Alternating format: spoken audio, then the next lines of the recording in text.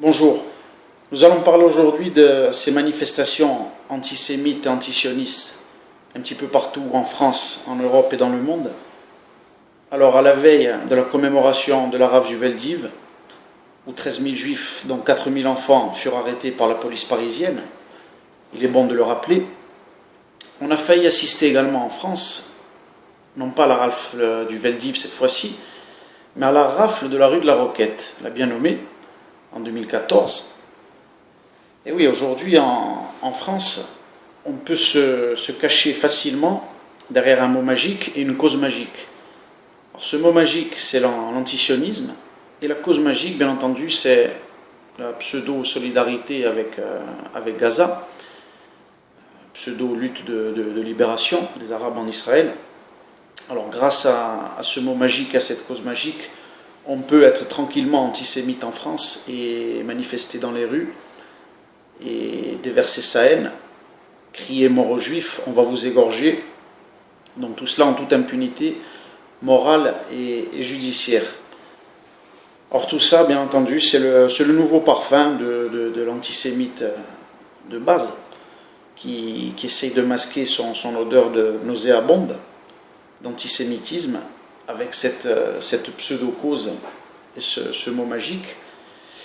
Mais on n'est pas trompé, car généralement on ne peut pas masquer l'odeur des excréments avec du parfum, ça sent trop fort, et tout cela ne dure pas. Donc aujourd'hui on est véritablement dans une situation très inquiétante en France, et je dirais que la nouvelle stratégie des islamistes qui tentent de faire oublier leur passé antisémite, avec le grand moufti de Jérusalem, bras droit d'Hitler, ou encore on se rappelle tous ces juifs qui ont été chassés des pays arabes, là où ils ont résidé pendant des millénaires, en 1948, pendant la guerre d'indépendance.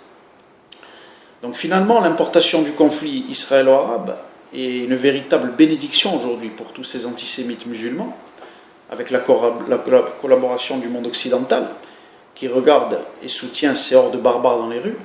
On se demande où sont les identitaires, les nationalistes, les gens qui prétendent lutter contre l'islam. J'ai l'impression que tout le monde est bien silencieux. Pourquoi les gens ne descendent pas dans la rue aujourd'hui ? Aujourd'hui, la France est véritablement au bord de la guerre civile. Et il y a une certaine passivité, moi, qui me fait froid dans le dos. Mais bon, le problème, surtout, moi, là où je voulais insister, c'est que le conflit israélo-arabe, c'est tout simplement l'antisémitisme arabo-musulman qui aujourd'hui s'allie parfaitement avec l'antisémitisme occidental. Et le problème, voilà, n'est pas le conflit israélo-arabe comme on peut l'entendre du matin au soir. C'est bien l'antisémitisme arabo-musulman que nous avons importé en France, surtout et en Europe, et non le conflit en Israël, qui ne sert qu'à masquer tout cela. Et aujourd'hui, la facture arrive pour tout le monde, il va falloir payer. Alors vous n'allez pas croire quand même, j'espère, que ces milliers de personnes soient pris par une certaine compassion pour les victimes à Gaza, alors qu'ils sont restés complètement silencieux et muets lors des massacres en Syrie. 170 000 morts, une véritable boucherie de Bachar al-Assad, c'est-à-dire pratiquement en 2-3 ans, plus de morts qu'en 60 ans de guerre en Israël.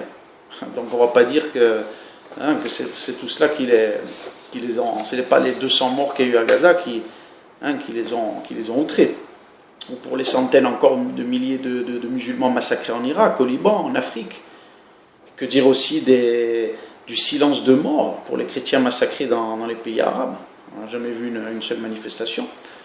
Alors moi je me demande où sont tous ces bien-pensants, avec les cheveux longs, on parle de paix, d'amour, de tolérance, tous ces droits de l'homiste. Alors ne nous trompons pas, mes amis. La noble cause qu'ils prétendent défendre n'est que la feuille de vigne qui cache la nudité de l'antisémitisme le plus ignoble et désormais malheureusement appelé antisionisme. Alors voilà, ne vous faites pas avoir par ce genre de personnes qui tenteraient de vous embarquer au nom de ces pseudo-causes. Et rappelez-vous surtout une chose, Israël aujourd'hui est le microcosme de ce que l'Occident va avoir à faire dans plusieurs années. c'est-à-dire devoir lutter contre des islamistes décidés et qui n'ont qu'un seul objectif, de détruire l'État juif. Israël aujourd'hui se défend tout simplement, tant bien que mal, et grâce à Dieu il a une armée puissante, avec l'aide du maître du monde. Il n'y a pratiquement eu pas de victimes, si ce n'est un mort et des blessés au niveau des civils, malgré les centaines de roquettes et de missiles tirés sur Israël, intentionnellement par le Hamas, par cette organisation terroriste qui n'a qu'un but, donc c'est de tuer des civils. Et en retour, en plus, qui se sert de sa propre population civile en bouclier humain, on ne cesse de le dire, donc véritablement des barbares.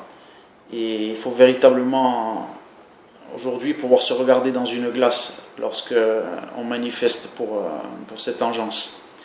Les gens qui manifestent aujourd'hui pour le Hamas devraient avoir honte et ne devraient même plus pouvoir se regarder dans une glace pour pouvoir défendre des gens pareils qui préfèrent la mort que la vie, qui sont prêts à sacrifier leurs propres enfants, leur propre population, sous la menace d'une fatwa. On les force à rester dans les habitations pour que des civils meurent, et donc se servir de ce prétexte-là pour accuser Israël.